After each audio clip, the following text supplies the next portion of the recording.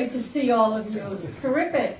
My name is Vivian Viloria-Fisher. I was born in the Dominican Republic, and I was born there when Trujillo was still the dictator, who was stealing from people's businesses, including my father's family's business.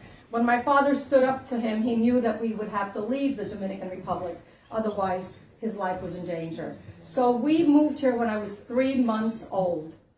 My father was very industrious, worked very hard. He was a band leader, and he became very successful very, very quickly.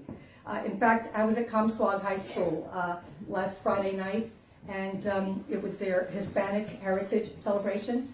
And I said to them, well, maybe your parents or your grandparents might know this song. And I started to sing, Palo, palo, palo, palo bonito, palo, which was my father's biggest hit. They started singing with me. And my father died in 1954, so it was really a lasting hit. But my father unfortunately died when I was 6 years old. And so my mother was left a widow with 6 children. Now, I was always brought up to feel grateful and lucky to be in this country, because what happened in the Dominican Republic with a dictator who had no one watching him, no one controlling him, no checks and balances, couldn't happen here.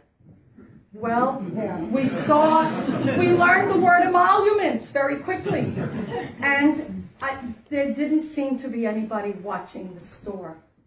And Lee Zeldin has proven to be a rubber stamp for Donald Trump. When I went to visit him and spoke with him regarding the healthcare debacle, the one that didn't pass that first one, second one, well, anyway, it wasn't a conversation. I spoke, and he parroted talking points. Yeah. And now, I served 13 years in the Suffolk County Legislature. And I didn't just vote yes on environmental laws. I created cutting-edge laws where I had to work very hard to get them passed. I used physicists from Stony Brook to help me when I put the cap on CO2, the first county in New York State to do that. When I introduced my green building lead legislation and that 4th Precinct Police headquarters 30 seconds. Oh, 30 seconds, very quickly. Very quickly, I speak truth to power.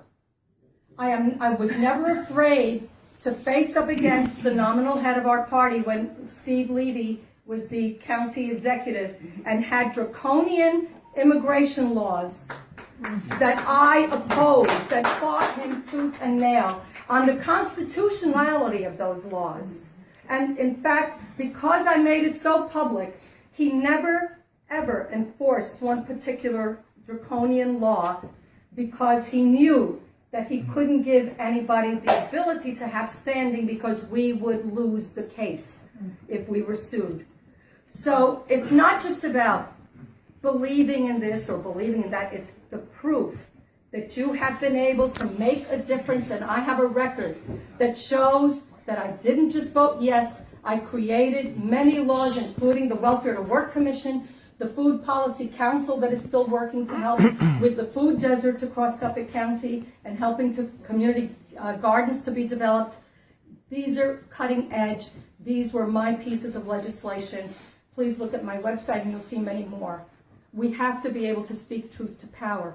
Otherwise, we leave it to the man, the crazy man in the Oval Office and all the sycophants in Congress who won't make him, toe the line. He's flagrantly abandoning our Constitution, and nobody is watching the store. I will watch the store for you.